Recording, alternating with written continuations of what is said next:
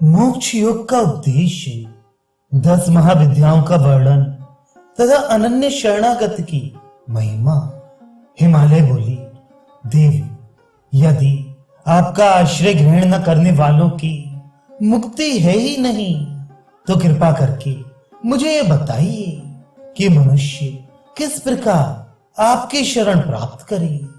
माता, देह बंधन से छुटकारे के लिए मोक्ष की इच्छा रखने वालों को आपकी किस रूप का ध्यान करना चाहिए और आपकी कैसी परम भक्ति करनी चाहिए।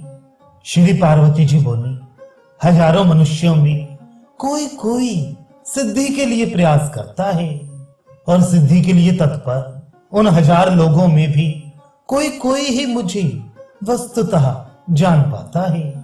तात, मुमुक्षुओं को देह बंधन से मुक्ति के लिए मेरे निष्कल सूक्ष्म वाणी से परे अत्यंत निर्मल निर्गुण परम ज्योत स्वरूप सर्वव्यापक एकमात्र कारण रूप विकल्प रहित आश्रयहीन और सच्चिदानंद विग्रह वाले स्वरूप का ध्यान करना चाहिए। तात, मैं बुद्धिमानों की सद्बुद्धि हूं। पर्वतराज, मैं ही पृथ्वी में पवित्र गंध के रूप में विद्यमान हूं। मैं ही जल में रस के रूप में व्याप्त हूं। चंद्रमा की प्रभा मैं ही हूं।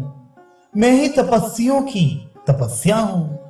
सूर्य का तेज मैं ही हूं और बलवान प्राणियों का कामराग आदि से रहित बल भी मैं ही हूं। राजेंद्र, मैं समस्त कर्मों में पुण्यात्मक कर्म हूं। छंदों में गायत्री नामक छंद हूं। बीज मंत्रों में ओमकार हूं और सभी प्राणियों में धर्मानुकूल काम हूं।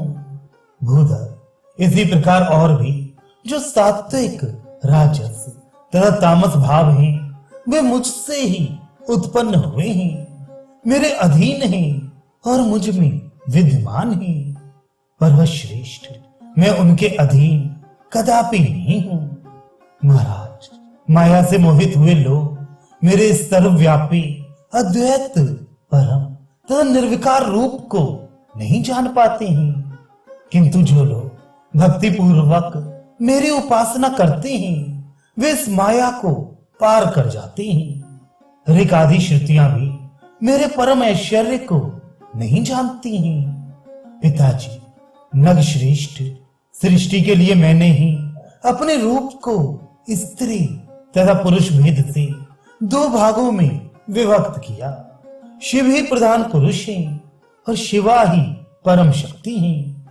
महाराज, तत्वदर्शी योगी जन मुझे ही शिव शक्ति से युक्त ब्रह्म एवं परात्पर तत्व कहते हैं। मैं ब्रह्म रूप से इस चराचर जगत की सृष्टि करती हूँ। परम पुरुष विष्णु होकर इस संपूर्ण विश्व का पालन करती हूँ और अंत में अपनी इच्छा से दुराचारियों के शमन के उद्देश्य से महारुद्र रूप से संहार करती हूँ। इसी तरह महामती, मैं राम आदि रूपों से पृथ्वी पर बार बार अवतार लेकर दानवों का वध करके पुनः पुनः जगत का पालन करती हूँ। तात, मेरा शक्तियात्मक रूप ही प्रधान है, क्योंकि अपने स्वरूप में स्थित रहता हुआ पुरुष उसके बिना कुछ भी करने में समर्थ नहीं है। राजेंद्र, मेरे इन काली आदि रूपों को स्थूल रूप जानो। निष्पाप, अपने सूक्ष्म रूप के विषय में मैं पहले ही आपको बता चुकी हूं। पर्वश्रेष्ठ, मेरे स्थूल रूप का ज्ञान किए बिना उस सूक्ष्म रूप का बोध नहीं किया जा सकता है, जिसका दर्शन करके प्राणी मोक्ष का भागी हो जाता है। अतः मोक्ष की कामना करने वाले प्राणी को पहले मेरे स्थूल रूप का आश्रय लेना चाहिए। मनुष्य को चाहिए कि वे क्रिया योग के द्वारा विधान पूर्वक मेरे उन स्थूल रूपों की उपासना करके ही धीरे धीरे मेरे शाश्वत परम सूक्ष्म रूप का दर्शन करे। हिमालय बोली, माता, आपके स्थूल रूप अनेक प्रकार के हैं। महेश्वरी, उनमें किस रूप का आश्रय लेकर मनुष्य शीघ्र मोक्ष का भागी बन सकता है?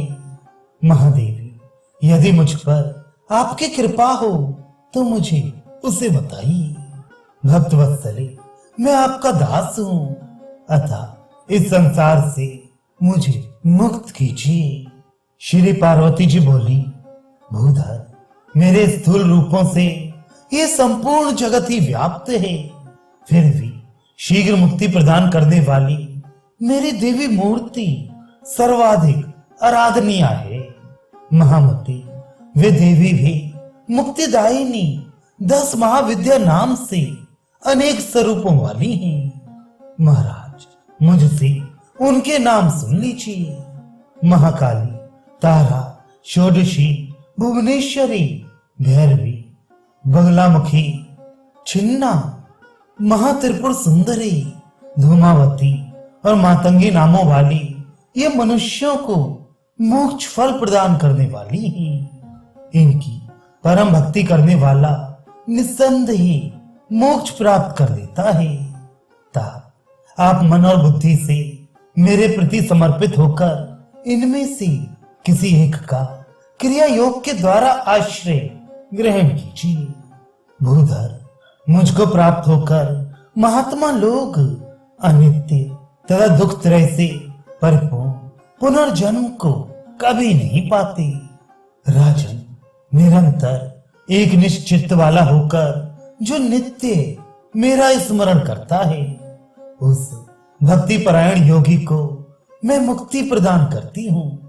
भक्ति पूर्वक मेरा स्मरण करते हुए जो अंत में प्राण त्याग करता है, वह कभी भी पुनर्जन्म आदि सांसारिक दुख समूहों से पीड़ित नहीं होता। महामती, मेरे प्रति अनन्य चित्त से जो लोग भक्ति पूर्ण होकर नित्य मुझको भजते हैं, उन्हें मैं मोक्ष प्रदान करती हूँ। महाराज, मेरा शक्तियात्मक रूप बिना किसी श्रम के ही मुक्ति देने वाला है, इसलिए आप उस रूप का आश्रय लीजिए। इससे आप अवश्य ही मोक्ष प्राप्त कर सकेंगे। राजेंद्र, जो लोग श्रद्धा से युक्त होकर भक्ति पूर्वक अन्य देवताओं की भी उपासना करते हैं, वे भी प्रकारांतर से मेरी ही उपासना करते हैं, इसमें कोई संदेह नहीं है। समस्त यज्ञों का फल प्रदान करने वाली मैं यद्यपि सर्वव्यापिनी हूं, फिर भी जो लोग एकमात्र उन्हीं अन्य देवताओं की भक्ति में तत्पर रहते हैं, उनकी मुक्ति अत्यंत दुर्लभ है। अतः देह बंधन से मुक्ति के लिए आप अपने मन को नियंत्रित करके मेरे ही शरण में जाइए। ऐसा करने से आप मुझे प्राप्त कर लेंगे, इसमें संशय नहीं है। आप जो कुछ करते हैं, खाते हैं, हवन करते हैं और दान करते हैं, वह सब मुझे अर्पण करके आप कर्म बंधन से छूट जाएंगे। जो लोग सच्ची भक्ति से मेरी आराधना करते हैं, वे मुझ में हैं और मैं भी उनमें स्थित हूँ।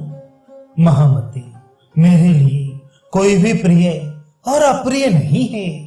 अत्यंत दुराचारी रहा हुआ मनुष्य भी यदि अनन्य भाव से मेरी उपासना करने लगता है, तो वह भी पाप रहित होकर भव बंधन से छूट जाता है। वह शीघ्र ही धर्मात्मा हो जाता है और धीरे धीरे संसार सागर को पार भी कर जाता है। पर्वतराज, मुझ में भक्ति रखने वाले प्राणियों के लिए मुक्ति सुलभ हो जाती है। अतः महामते, आप पराभक्ति से युक्त होकर मेरी आराधना कीजिए। मैं आपको जन्म मरण रूपी समुद्र से निश्चित रूप से पार कर दूंगी। आप मुझ में अनुरक्त मन वाले होइए, मेरे उपासक बनिए, मुझे नमस्कार कीजिए और मेरे परायण होइए। ऐसा करने से आप मुझे ही प्राप्त होंगे और सांसारिक कष्ट आपको कभी पीड़ित नहीं कर सकेंगे।